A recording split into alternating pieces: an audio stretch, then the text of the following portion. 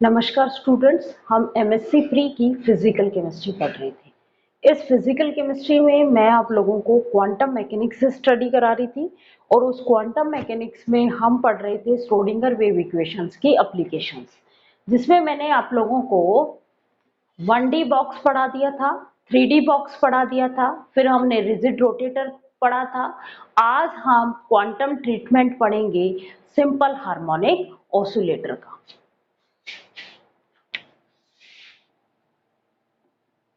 MSc pre की physical chemistry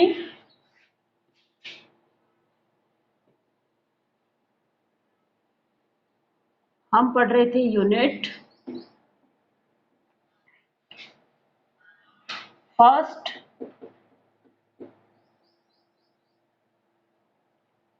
quantum mechanics. इसमें हम स्टडी करेंगे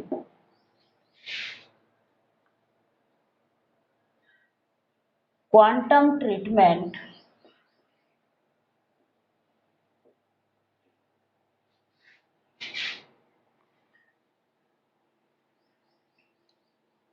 of simple harmonic oscillator. Quantum treatment of simple harmonic oscillator. देखो, हम एक डाई एटॉमिक मॉलिक्यूल कंसीडर करते हैं और इसमें ये मानते हैं कि ये दोनों एटम्स जो हैं वो एक मासलेस स्प्रिंग से जुड़े हुए हैं। मीन्स इनकी जो बॉन्ड की लेंथ है वो हम इक्विलिब्रियम से चेंज कर सकते हैं, और जब हम इस बॉन्ड की लेंथ को चेंज करेंगे तो ये ऑसिलेट करेगा, और ये जो ऑसिलेट करेगा ये सिंपल हार्मोनिक ऑसिलेटर की तरह ऑसिलेट करेगा। इसीलिए इसको क्या कहा जाता है, इस डाई एटॉमिक मॉलिक्यूल को सिंपल हार्मोनिक ऑसिलेटर मॉडल कहा जाता है। क्या कहा, हम एक कंसीडर कर रहे हैं diatomic molecule, consider a diatomic molecule. Consider a diatomic molecule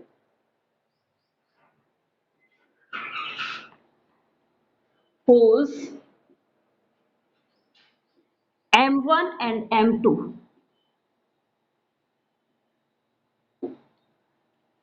mass of atoms are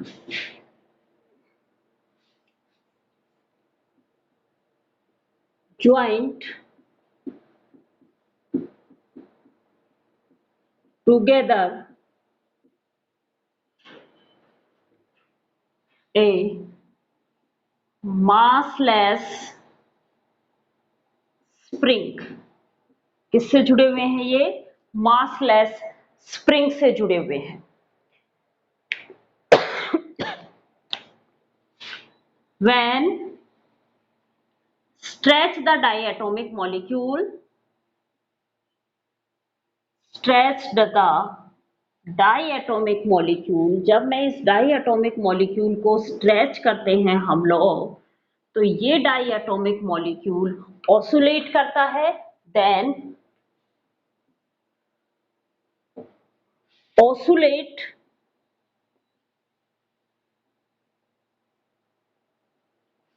according to simple harmonic oscillator. So this model is known as simple harmonic oscillator. क्या कहा, एक कोई डाइएटॉमिक मॉलिक्यूल लिया, इस diatomic molecule में दोनों atoms जो हैं वो मासलेस स्प्रिंग से जुड़े हुए हैं, और जब हम इसको स्ट्रेच या कंप्रेस करते हैं तो ये ऑसिलेट करता है, और इसमें जो ऑसिलेशंस होते हैं वो सिंपल हार्मोनिक ऑसिलेटर की तरह होते हैं। इसलिए ये मॉडल क्या कहलाता है? सिंपल हार्मोनिक ऑसिलेटर मॉडल कहलाता है। जब सिंपल हार्मोनिक ऑसिलेटर की तरह ऑसिलेट करेगा तो ये किसको फॉलो करेगा? हुक्स लॉ को फॉलो करेगा। क्या कहा मैंने? जब ये diatomic molecule simple harmonic oscillator की तरह ऑसिलेट करेगा तो ये हुक्स लॉ को फॉलो करेगा। और हुक्स लॉ क्या कहता है, रिस्टोरिंग फोर्स जो होता है वो डिस्प्लेसमेंट के डायरेक्टली प्रोपोर्शनल होता है और डायरेक्शन में अपोजिट होता है। ये मान लिया कोई हमारे पास डाई एटॉमिक मॉलिक्यूल था, इक्विलिब्रियम पोजीशंस में स्प्रिंग की तरह बना हुआ है ये बॉन्ड, और इक्विलिब्रियम पोजीशंस में यहां तक की डिस्टेंस थी। जब हम इसको स्ट्रेच करेंगे तो क्या होगा, फोर्स स्ट्रेच कर रहे हैं मान लो मैंने इसको यहां तक स्ट्रेच कर दिया तो डिस्प्लेसमेंट कहां हो रहा है, अंदर की तरफ डिस्प्लेसमेंट हो रहा है, यहां से यहां तक ये x1 हुआ, और मान लो यहां से यहां तक x2 कहां हो रहा है, अंदर की तरफ डिस्प्लेसमेंट हो रहा है।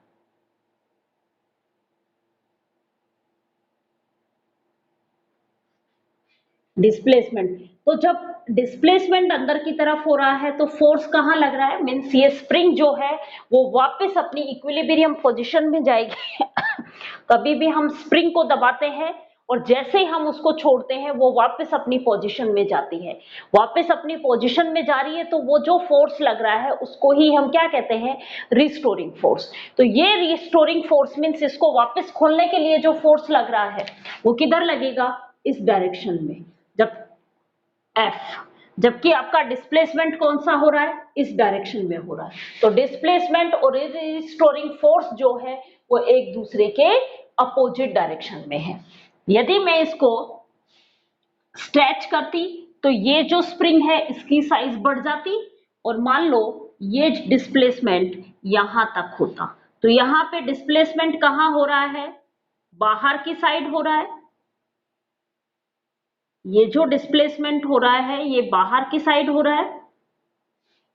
अब इसमें जो फोर्स लग रहा है मीन्स ये वापस अपनी इक्विलिब्रियम पोजीशंस में जाएगा, तो फोर्स कहां लगाएगा, अंदर की साइड फोर्स लगाएगा। तो डिस्प्लेसमेंट बाहर की तरफ हो रहा है और फोर्स रिस्टोरिंग फोर्स जो है वो अंदर की तरफ लग रहा है, यही है।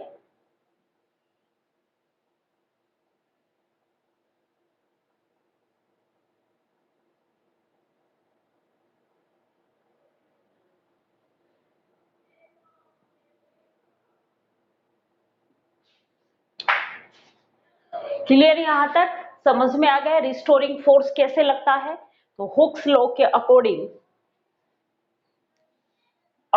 To Hooke's law,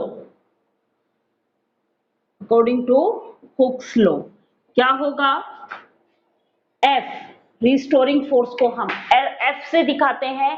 F directly proportional होता है डिस्प्लेसमेंट x, इस प्रोपोर्शनल साइन को हटाते हैं, हम कोई कांस्टेंट काम में लेते हैं, ये आएगा -kx। ये प्रोपोर्शनल कांस्टेंट है जो बॉन्ड स्ट्रेंथ होता है, ये प्रोपोर्शनल कांस्टेंट है जो कि बॉन्ड स्ट्रेंथ के ऊपर डिपेंड करता है, और इसको हम क्या कहेंगे, फोर्स कांस्टेंट कहेंगे। K is proportional constant, it is called force constant.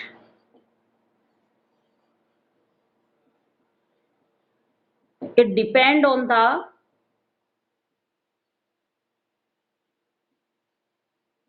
Bond strength, किस पे डिपेंड करेगा, ये बॉन्ड की स्ट्रेंथ के ऊपर डिपेंड करेगा।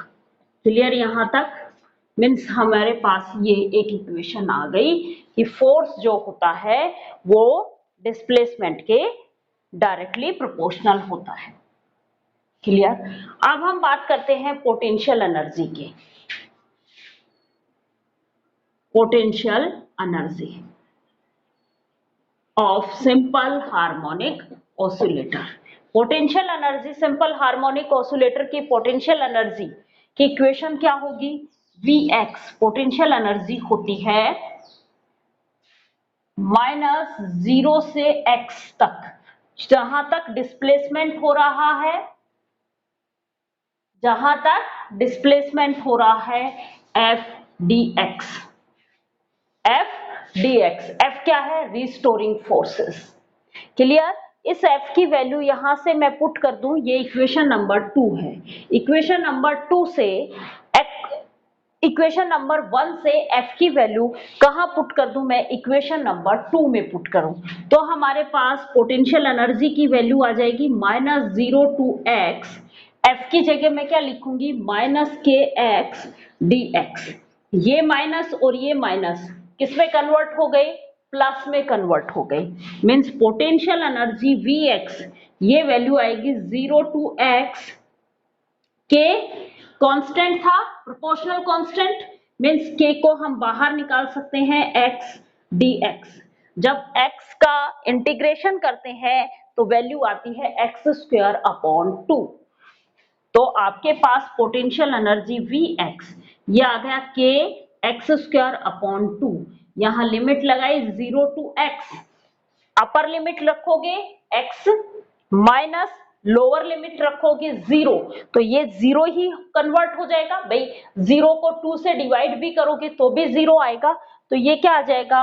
Vx, पोटेंशियल एनर्जी की वैल्यू हमारे पास आ जाएगी, मैं यहीं पे लिख रही हूं, पोटेंशियल एनर्जी Vx ये हमारे पास आएगा हाफ के x²। Equation number 3।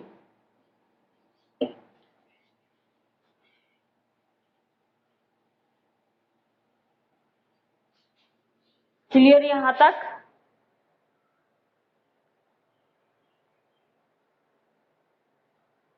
अब देखो,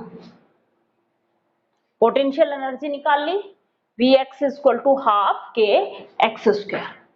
अब हमें फोर्स क्या होता है? Mass into acceleration. फोर्स की वैल्यू यही होती है, mass into acceleration, mass into acceleration. अब हम क्या निकाल रहे हैं? फ्रीक्वेंसी कैलकुलेट कर रहे हैं सिंपल हार्मोनिक ऑसिलेटर की। Frequency of simple harmonic oscillator कैसे कैलकुलेट करोगे? हम जानते हैं कि फोर्स जो होता है वो होता है मास इनटू एक्सेलरेशंस। एक्सेलरेशंस क्या होगा? d2x/dt²। भाई ये क्या होता है? एक्सेलरेशन क्या होता है? वेलोसिटी में चेंजेस, किसके साथ? टाइम के साथ। और वेलोसिटी क्या होती है? डिस्प्लेसमेंट में चेंजेस, किसके साथ? टाइम के साथ। तो क्या हो रहा है? मैं यदि डिस्प्लेसमेंट का डबल डिफरेंशियल कर दूं टाइम के रेस्पेक्ट में, तो मुझे क्या मिलेगा? एक्सेलरेशन मिल जाएगा। क्लियर? तो ये वैल्यू मैं यहां पे पुट करूंगी तो f की वैल्यू मेरे पास क्या आ जाएगी? m into d2x/dt²। देखो बेटा, ये भी फोर्स है और ये भी फोर्स है। इस इक्वेशंस को नंबर दे देते हैं हम 4। इक्वेशन 4 भी फोर्स की इक्वेशन है और इक्वेशन 1 भी फोर्स की इक्वेशन है। इक्वेशन 1 जो निकाली थी हमने वो हुक्स लॉ को फॉलो करवा के निकाली थी, और इक्वेशन 4 हमने मास इनटू एक्सेलरेशन से कैलकुलेट किया। लेकिन दोनों ही किसकी इक्वेशन है? फोर्स की इक्वेशन है। तो क्या कह सकते हैं? From equation 4 and equation 1, equation 1 और इक्वेशन 4 से क्या हो गया? m d2x/dt², ये हो गया -kx। मैं इसको यहां लेके जाऊं तो मेरे पास m d2x/dt² प्लस का kx इक्वल टू 0। ये एक डबल डिफरेंशियल इक्वेशन आ गई, इक्वेशन नंबर 5। इक्वेशन नंबर 5 क्या है हमारे पास? एक डबल डिफरेंशियल इक्वेशन है। और ये डबल डिफरेंशियल इक्वेशंस होती हैं, इसका सॉल्यूशन जो होता है ये हमने बहुत बार पढ़ चुके। सॉल्यूशंस जो हम निकालते हैं x की वैल्यू वो होती है x equal to a sin omega t और ओमेगा की वैल्यू होती है 2 पाई न्यू। ये क्या होगा, a sine omega t, a sine omega t, और ओमेगा की वैल्यू हमें पता होती है, ओमेगा क्या है आपका 2 पाई न्यू। जब वो सर्कुलर पाथ में मूव कर रहा है तो ओमेगा क्या है, सर्कुलर वेलोसिटी, और सर्कुलर वेलोसिटी क्या होगी 2 पाई न्यू। क्लियर? तो मैं ये 2 पाई न्यू की वैल्यू यहां पुट करूंगी तो x की वैल्यू आपके पास क्या आ गई, a साइन 2 पाई न्यू और t। ये कहां से मिला हमें, इस डबल डिफरेंशियल इक्वेशंस के फॉर्म में जब हम इसको कैलकुलेट करते हैं तो ये वैल्यू आती है।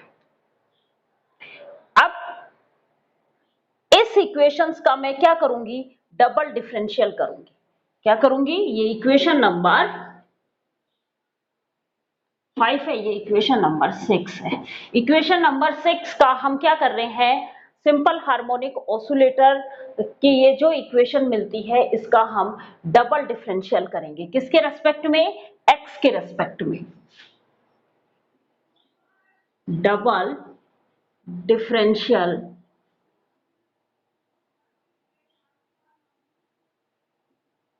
with respect to x करो, del square x with respect to t, sorry with respect to t, del square x upon del t square.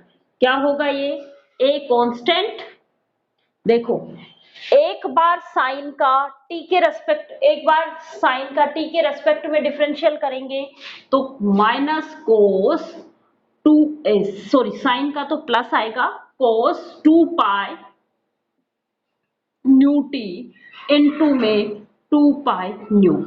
एक बार डिफरेंशियल हुआ, फिर हम इसी का दोबारा डिफरेंशियल करेंगे तो अब ये 2 पाई न्यू तो क्या है हमारा कांस्टेंट, और कोस का करेंगे तो क्या आएगा, साइन 2 पाई न्यू टी, इसका माइनस का, इनटू में 2 पाई न्यू। तो देखो ये क्या बना, डबल डिफरेंशियल में एक साथ लिख रही हूं, ये आया आपके पास माइनस 2 पाई न्यू का whole square sine 2 pi nu t, यही आया क्या। ये वैल्यू उठा के मैं यहां रख दूं तो ये क्या आएगा, a as it is, minus sine आया 2 पाई न्यू का whole square sine 2 pi nu t. देखो a sine 2 pi nu t की वैल्यू क्या है, x, तो ये वैल्यू हो गई कि आपके पास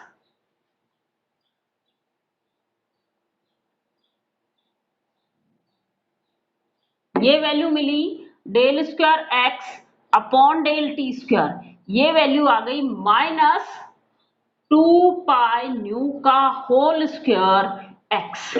भाई a sine 2 pi nu t क्या होगा, x। ये इक्वेशन नंबर 7। देखो इक्वेशन नंबर 7 भी डबल डिफरेंशियल इक्वेशन है और इक्वेशन नंबर 5 भी डबल डिफरेंशियल इक्वेशन है, और एक ही का है, ये भी x डिस्प्लेसमेंट का टाइम के रेस्पेक्ट में डिफरेंशियल है और ये भी डिस्प्लेसमेंट का टाइम के रेस्पेक्ट में डिफरेंशियल है। तो ये दोनों इक्वेशंस इक्वल हो जाएंगी, या कहें कि ये वैल्यू आप उठा के किस में पुट कर दो, इक्वेशन नंबर 5 में पुट कर सकते हो आप। तो देखो यहां से इक्वेशन नंबर 5 से इसकी वैल्यू निकाल लो, m del 2x upon del t square, ये आया माइनस के एक्स, यही आया, इसको मैं यहां ले जाऊंगी माइनस के एक्स, इसकी जगह मैं वैल्यू पुट कर रही हूं, ये क्या आएगा, m इंटू माइनस माइनस बाहर लिख दिया 2 पाई न्यू का होल स्क्वायर x, यही तो आया, del square x upon del t square की जगह मैं ये वैल्यू पुट कर दी, ये माइनस था मैंने माइनस बाहर लिख दिया, 2 पाई न्यू का होल स्क्वायर x, ये किसके इक्वल आया, माइनस के x के। इस माइनस से ये माइनस कैंसिल आउट, इस के से ये सॉरी इस x से ये x कैंसिल आउट। क्लियर यहां तक। तो आपके पास क्या इक्वेशन आ गई, ये इक्वेशन आई क्या, m 2 पाई न्यू का होल स्क्वायर इक्वल टू के। क्या निकालनी थी हम?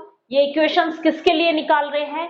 सिंपल हार्मोनिक ऑसिलेटर की फ्रीक्वेंसी कैलकुलेट कर रहे थे, यही कैलकुलेट कर रहे थे। अब देखो क्या आएगा, इसको पूरी को खोल लो, m इंटू 4 पाई की square nu square equal to k. Nu square को इधर रख लो, बाकी पोर्शन को उठा के इधर भेज दो। क्या आएगा? न्यू स्क्वायर इक्वल टू के अपॉन m 4 पाई की स्क्वायर। क्लियर? अब यहाँ पे m क्या था? एक का मास, लेकिन हमारा जो सिंपल हार्मोनिक ऑसिलेटर है वो कैसा है? Diatomic. जब डाई एटॉमिक होता है तो हम मास की जगह 4 diatomic molecule, diatomic molecules में हम m की जगह क्या यूज करते हैं? New, reduce mass. m की जगह क्या यूज करेंगे? Reduce mass. तो इस m को मैं किससे रिप्लेस कर दूंगी? न्यू से रिप्लेस कर दूंगी। न्यू यहाँ क्या है? Reduce mass. क्लियर? तो न्यू स्क्वायर ये आएगा k अपॉन 4 पाई की square into new. Clear? Frequency new, ये मैं दोनों तरफ स्क्वायर रूट करूंगी तो मेरे पास क्या आ जाएगा?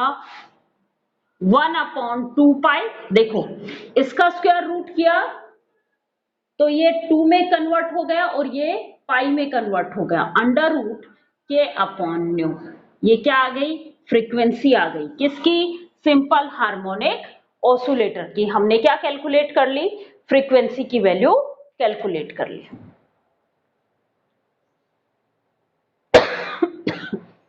इससे हम फोर्स कांस्टेंट की वैल्यू भी कैलकुलेट कर सकते हैं। फोर्स कांस्टेंट की वैल्यू क्या है? इस m की जगह मैं क्या लिख दूंगी? न्यू की वैल्यू लिख दूंगी। तो फोर्स कांस्टेंट की वैल्यू भी हमें पता है। फोर्स कांस्टेंट के ये वैल्यू आएगी 4 पाई की स्क्वायर न्यू। ये वैल्यू कैलकुलेट हो गई। सिंपल। अब हम इसमें अप्लाई कराएंगे क्योंकि हम कैलकुलेट कर रहे हैं। देखो हमने कैलकुलेट कर लिया potential energy, potential energy Vx ये निकाला हमने सिंपल हार्मोनिक ऑसिलेटर की। जो पोटेंशियल एनर्जी थी वो हमने कैलकुलेट कर ली और वो हमने निकाल ली हाफ के एक्स स्क्वायर। क्लियर? हमने के की वैल्यू कैलकुलेट कर ली, वो निकाली हमने 4 पाई स्क्वायर न्यू और हमने न्यू की वैल्यू कैलकुलेट कर ली 1 upon 2 pi root k upon nu. ये चीजें हमने सिंपल हार्मोनिक ऑसिलेटर की कैलकुलेट कर ली। अब हम इस सिंपल हार्मोनिक ऑसिलेटर में अप्लाई कराएंगे Schrodinger wave equations.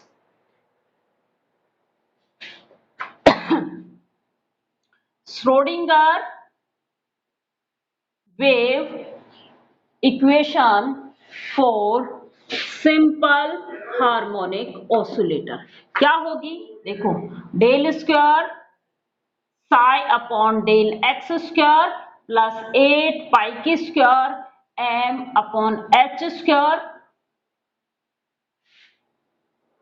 E minus V psi equal to 0। यही होती है नॉर्मली डेल स्क्वायर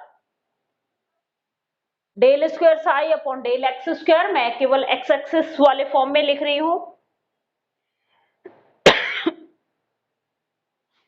प्लस में 8 पाई की square M upon H square E minus V X psi equal to 0। अब देखो यहां पे हम वैल्यू करेंगे वी एक्स पोटेंशियल एनर्जी, और पोटेंशियल एनर्जी की वैल्यू है हाफ के एक्स स्क्वायर। पोटेंशियल एनर्जी की वैल्यू क्या है? हाफ के एक्स स्क्वायर। रख दो del square psi upon del x square plus 8 pi की square M upon H square E minus, इसकी जगह मैंने रख दिया हाफ के x square psi equal to 0। Clear यहां तक? अब हमें इस के की वैल्यू पता है। के हमारे पास क्या है? 4 पाई की स्क्वायर न्यू स्क्वायर न्यू। अब ये न्यू यदि मैंने यहाँ बाहर m की वैल्यू यूज की है तो यहाँ आप m यूज कर सकते हो क्योंकि मैंने आप लोगों को बता दिया है। और यदि आप यहाँ न्यू यूज करोगे तो अंदर भी न्यू यूज कर देना, कोई फर्क नहीं पड़ता क्योंकि आप वहां मेंशन करके आओगे भाई यहाँ पे m ये भी रिड्यूस मास ही कहलाएगा और ये न्यू ये भी रिड्यूस मास ही कहलाएगा क्योंकि यहाँ पे हम क्या ले रहे हैं, डाई एटॉमिक मॉलिक्यूल ले रहे हैं। ये बात ध्यान रखना, बहुत सारी बुकों में यहाँ m लिखा हुआ है तो ये वाला भी वो m की फॉर्म में ही यूज करेंगे, कंफ्यूज नहीं होना है, कोई फर्क नहीं पड़ता। क्लियर? तो आपके पास del square psi upon del x square plus 8 pi की square M H square E minus, पहले इसको यही लिखो, माइनस 1/2। अब इस k की जगह मैं वैल्यू पुट कर रही हूं 4 पाई की स्क्वायर न्यू स्क्वायर m, यही है भाई, इस न्यू की जगह मैंने m पुट किया है, x square psi equal to 0। अब इन सबको अंदर आपस में मल्टीप्लाई कर लो, इन सबको आपस में अंदर मल्टीप्लाई कर लो और इस इक्वेशंस को खोल लो, देखो क्या बनेगा।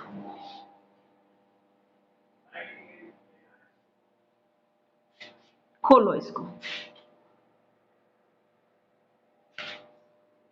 Del square psi upon del x square plus 8 pi की square M H square E psi, E और साई, फिर लिखूंगी माइनस 8 पाई की square M H square into 1 up ये 4 पाई की square nu square m upon यहां आया 2 x square psi equal to 0, सबको खोल के लिखा है केवल।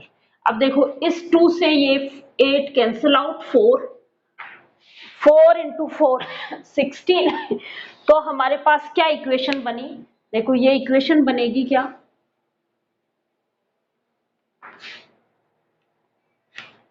Del square psi upon del x square plus 8 pi की square M H square E psi minus, अब देखो ये 4 और 4 16, पाई स्क्वायर और पाई स्क्वायर कितना हुआ, पाई की 4 nu square M upon H square x square psi equal to 0।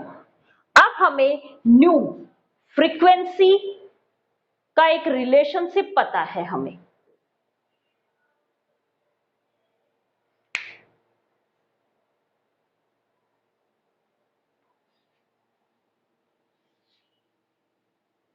अब देखो ये इक्वेशन आ गई।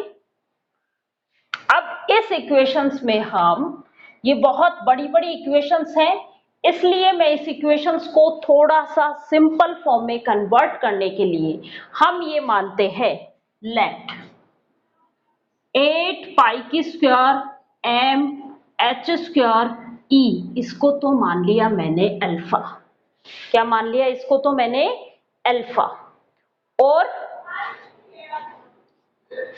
16 पाई की power 4 nu square M upon H square,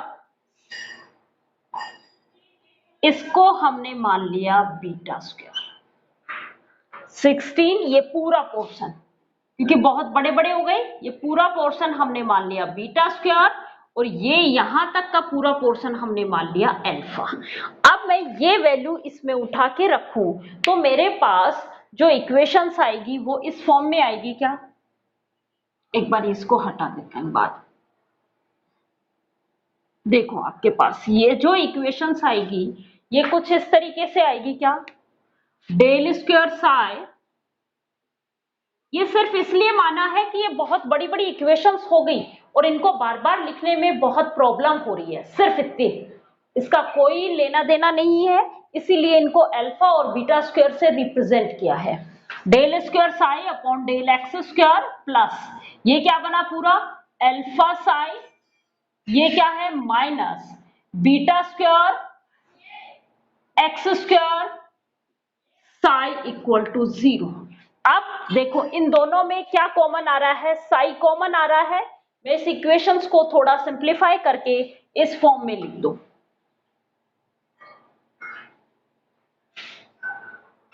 किस फॉर्म में, del square psi upon del x square plus alpha minus beta square x square psi equal to 0। अब देखो ये इक्वेशंस साई वेव फंक्शंस के साथ साथ एक्स के ऊपर भी डिपेंड करती थी। अभी तक आप लोगों ने एक डबल डिफरेंशियल इक्वेशन निकाली थी, तो वहां पे साई के साथ कुछ कांस्टेंट वैल्यूज होती थी, तब आप उसका सॉल्यूशन लिख देते थे। लेकिन यहाँ पे इस इक्वेशंस का हम सॉल्यूशंस डायरेक्ट नहीं निकाल सकते। क्यों नहीं निकाल सकते, क्योंकि अंदर कांस्टेंट वैल्यू नहीं है बेटा। एक्स क्या है हमारा, डिस्प्लेसमेंट मींस वेरिएबल है। तो ये इक्वेशंस वेव फंक्शंस साई के साथ साथ यहाँ पे एक्स भी एक वेरिएबल है, इसलिए हम इसको सोल्व नहीं कर सकते। इसके लिए हम इसको इस x को किसी डिपेंडेंट वेरिएबल से रिप्रेजेंट किया जाता है। क्या करेंगे हम, इस इक्वेशंस को हम किसी डिपेंडेंट वेरिएबल जो x के ऊपर डिपेंड है उससे इसको रिप्लेस किया। This equations can not solve, इस इक्वेशंस को हम सोल्व नहीं कर सकते। सो x replace by the dependent variable, dependent variable. और ये डिपेंडेंट वेरिएबल क्या लिया हमने, y ले लिया। तो देखो y क्या मानेंगे हम, y मानेंगे रूट बीटा x। y की वैल्यू क्या मानेंगे, रूट बीटा x वैल्यू मानेंगे। क्लियर, dy क्या हो जाएगा आपके पास, dy हो जाएगा रूट बीटा कांस्टेंट है dx, रूट dy क्या हो जाएगा, रूट बीटा dx। तो हमारे पास dx की वैल्यू तो यहां से निकल के आ गई 1 upon root beta dy, 1 upon root beta dy। Clear, यहां तक हम किसकी निकालेंगे, डेल dx स्क्वायर की वैल्यू।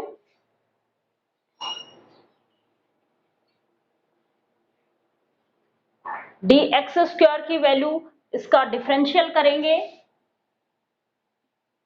1 अपॉन बीटा की फॉर्म में आ जाएगा ये, और del square y dy square. Double differential इसका करेंगे तो 1 अपॉन बीटा dy स्क्वायर आ जाएगा। ये आपको डायरेक्ट याद रखने हैं ये वैल्यूज। क्लियर यहां तक। और एक्स स्क्वायर की वैल्यू हमारे पास क्या हो गई,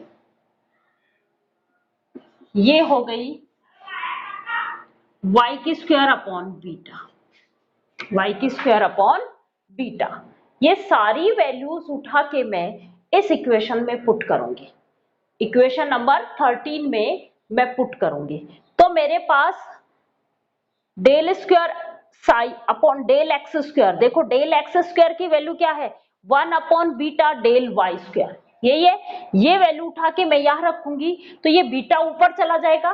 तो मेरे पास देखो इन इक्वेशंस को, इस इक्वेशंस को नंबर दे दो ए, और इन इक्वेशंस को नंबर दे दो बी। इक्वेशन बी में से वैल्यूज उठा के मैं किस में रख रही हूं, इक्वेशन ए में। डेल स्क्वायर साई ऐसे के ऐसे, और डेल एक्स स्क्वायर की जगह मैंने वैल्यू पुट की 1 upon beta del square y. Del square y तो इसके नीचे लिख दिया, और 1 अपॉन बीटा, अब ये बीटा कहां चला गया, ऊपर, तो ये आ गया क्या, beta del square psi upon del Y square. Clear यहां तक। Plus alpha minus beta square as it is अब देखो इस एक्स स्क्वायर की जगह क्या है, वाई स्क्वायर बीटा। क्या लिखेंगे हम, y square beta into psi equal to 0।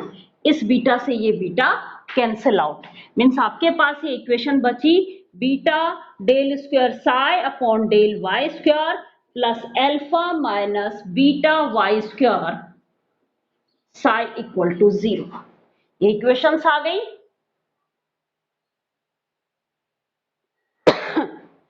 अब इस इक्वेशंस को हम क्या करेंगे, यहां से हमें इस बीटा को हटाना है।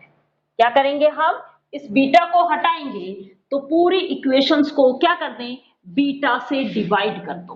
पूरी इक्वेशंस को क्या करो, बीटा से डिवाइड कर दो। Divide this equations by beta.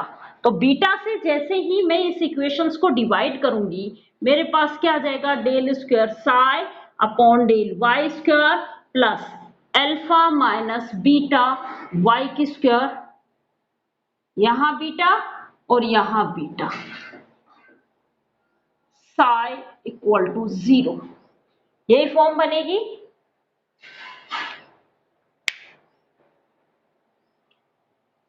इसको थोड़ा सा और सिंप्लीफाई कर लेते हैं।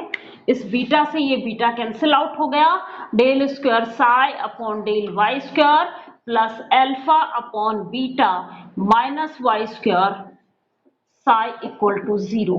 अब ये जो डबल डिफरेंशियल इक्वेशन है, ये जो डिपेंडेंट वेरिएबल्स की डबल डिफरेंशियल इक्वेशन है, इस इक्वेशंस का सॉल्यूशन हमें मिलता है।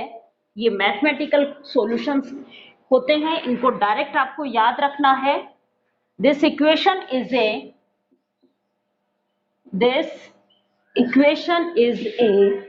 डबल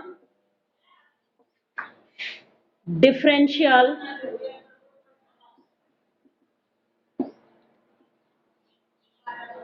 डिपेंडेंट वेरिएबल इक्वेशन, यही है। एंड द सॉल्यूशन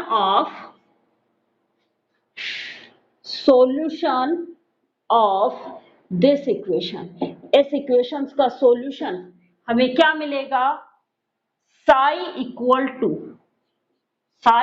टू ये मिलेगा exponential plus minus Y square upon 2। क्या मिलेगा, इस इक्वेशंस का सॉल्यूशन हमें क्या मिलेगा, psi equal to exponential plus minus Y square upon 2। अब देखो यहां पे हम पॉजिटिव एक्सपोनेंशियल वैल्यूज यूज नहीं करेंगे, क्योंकि इसके लिए हमें वेव फंक्शंस का सॉल्यूशन हमें नहीं मिलता है। इसके लिए हम क्या यूज करेंगे, मैंने क्या कहा, यहां पे हमारे पास दो वैल्यूज हैं, E raise to power plus Y square upon 2 भी है और E raise to power minus Y square upon 2 भी है। ये वैल्यूज हम यूज नहीं करेंगे। Not choose for psi solution, हम ये साई के सॉल्यूशंस के लिए ये वैल्यू चूज नहीं करेंगे जो पॉजिटिव वाली है। हम कौन सी वैल्यू चूज करेंगे, नेगेटिव वाली वैल्यू यूज करेंगे। और हमारे पास साई जो है वो उसकी वैल्यू आ जाएगी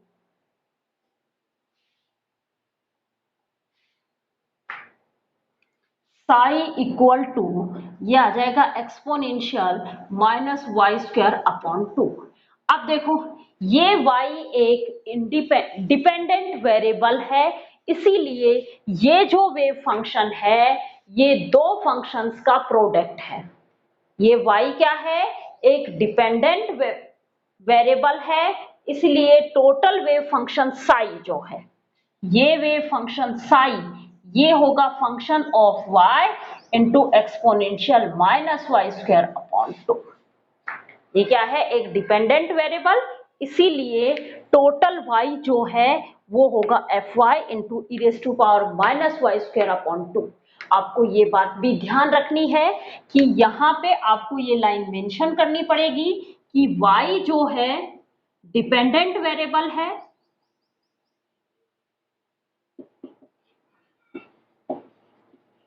इसीलिए हम वेव फंक्शन साई को डिपेंडेंट वेरिएबल्स का प्रोडक्ट भी मानते हैं। क्लियर यहां तक? अब इस इक्वेशंस का हम क्या करेंगे,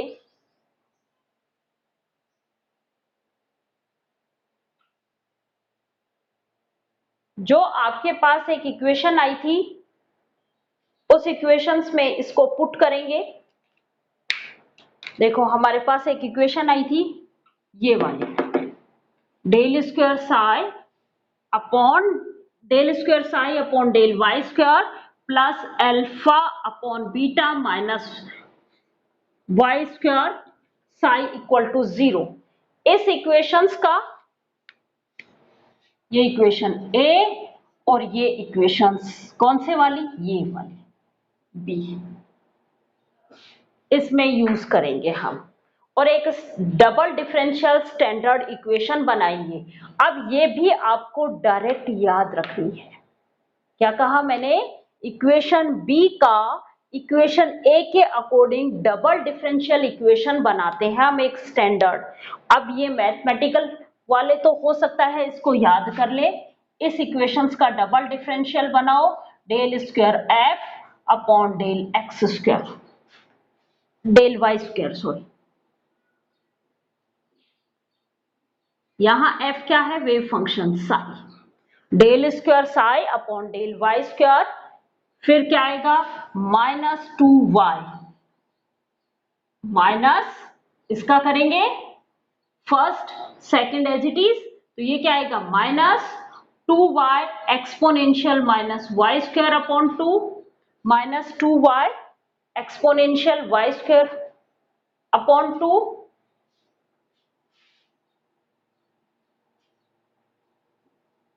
plus alpha upon beta minus y की square, alpha upon beta minus Y square psi equal to 0। ये वैल्यू आएगी आपके पास जब हम इस इक्वेशंस की फॉर्म में स्टैंडर्ड डिफरेंशियल करेंगे। तो ये चीज आपको याद रखनी है। अब ये इक्वेशंस मिलती है हमें हैमिल्टन ऑपरेटर की फॉर्म में। ये इक्वेशंस हमें किस फॉर्म में मिलती है, हैमिल्टन ऑपरेटर की फॉर्म में। डिफरेंशियल इक्वेशन है, इसीलिए इस इक्वेशन से हमें डायरेक्ट वेव फंक्शन हम लिखते हैं साई इक्वल टू, क्या लिखा जाता है wave function psi equal to, ये होता है H N exponential minus Y square upon 2, minus Y square upon 2। और यहां पे इस एच या इस ऑपरेटर की जो वैल्यू होती है साई इक्वल टू मैं नॉर्मलाइज्ड फंक्शन लगा दूं H N exponential minus Y square upon 2। Normalised wave functions की वैल्यू हमारे पास हमें पता होती है, नॉर्मलाइज्ड जो कंडीशन है उसको अप्लाई करके निकाली गई। आपको यहाँ पे डायरेक्ट याद रखनी है ए एन की वैल्यू। आपको इस इक्वेशंस के बाद ये वाली जो इक्वेशन है, इस इक्वेशंस के बाद आपको ये इक्वेशन याद रखनी है कि ये इक्वेशन कहां से आई, इस इक्वेशंस का डिफरेंशियल किया स्टैंडर्ड कंडीशंस में। क्लियर, तब मिली हमें ये। और ये इक्वेशंस को जब हम सॉल्यूशन मिलता है हमें, तो वेव फंक्शन साई ये वैल्यू ये होती है। क्लियर, ये भी आपको डायरेक्ट याद रखनी है। यहां पे जब हम नॉर्मलाइज्ड कंडीशंस अप्लाई करते हैं तो ए एन नॉर्मलाइज्ड कांस्टेंट आता है, और इस नॉर्मलाइज्ड कांस्टेंट की वैल्यू भी आपको डायरेक्ट याद रखनी है। ये नॉर्मलाइज्ड कांस्टेंट की वैल्यू ए एन ये आती है 1/2 की पावर एन फैक्टोरियल पाई। ये वैल्यू भी आपको याद रखनी है। ए एन क्या है, नॉर्मलाइज्ड कांस्टेंट। क्लियर यहां तक? अब देखो इस इक्वेशंस का ये तो हमारे पास वेव फंक्शन आ गई। अब हम कैलकुलेट कर रहे हैं एनर्जी। देखो इस सॉल्यूशंस, जो कौन सी इक्वेशन लिखी थी आपने, ये वाली इक्वेशंस लिखी थी हर्मिटियन इक्वेशंस, ये इस इक्वेशंस का सॉल्यूशंस हमें तभी मिलेगा, तभी पॉसिबल है जब अल्फा अपॉन बीटा इसकी वैल्यू 2n+1 होगी। मैंने क्या कहा, हर्मिटियन इक्वेशंस का सॉल्यूशंस हमें उसी कंडीशन में मिलेगा जब अल्फा अपॉन बीटा की वैल्यू 2n+1 हो। The solution of Schrödinger Hermann equation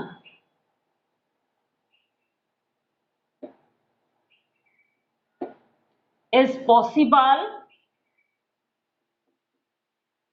when alpha upon beta equal to 2n+1 हो। क्लियर?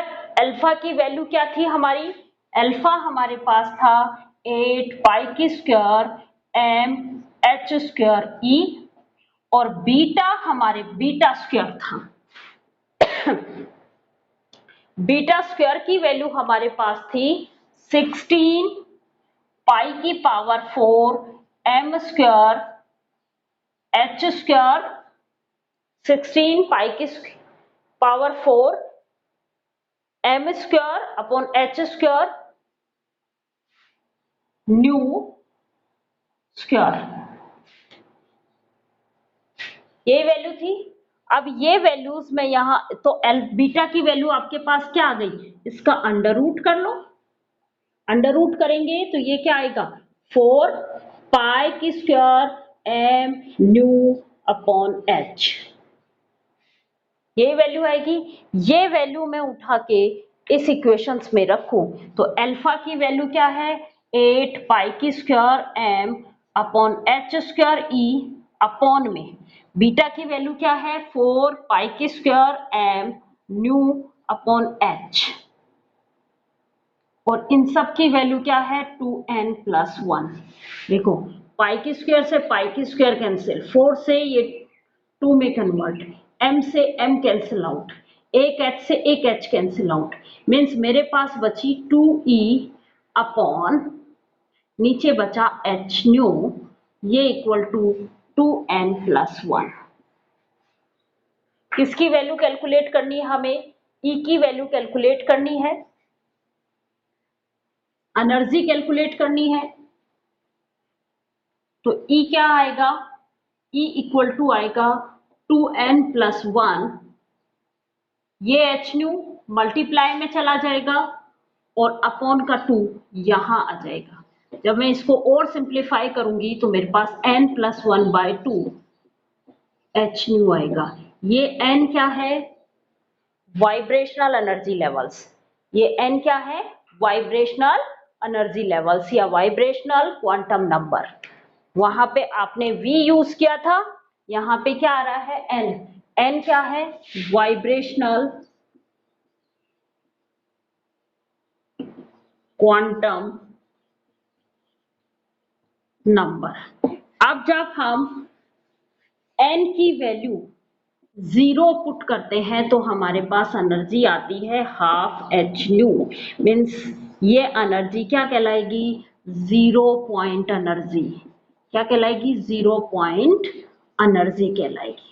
तो हमने एनर्जी की वैल्यू भी कैलकुलेट कर ली और वेव फंक्शन साई की वैल्यू भी हमने कैलकुलेट कर ली। साई आपने जो लिखा था ना, an hn e⁻² अपॉन 2, ये वेव फंक्शन आ गया जिसमें an क्या था, an नॉर्मलाइज्ड कांस्टेंट था जिसकी वैल्यू ये रही। क्लियर? तो हमने वेव फंक्शन भी कैलकुलेट कर लिया सिंपल हार्मोनिक ऑसिलेटर का, और हमने उसकी एनर्जी भी कैलकुलेट कर ली, एनर्जी की वैल्यू ये है। अब हम नेक्स्ट क्लास में जो है वो पढ़ेंगे हाइड्रोजन के लिए Schrodinger wave equations. Thank you students.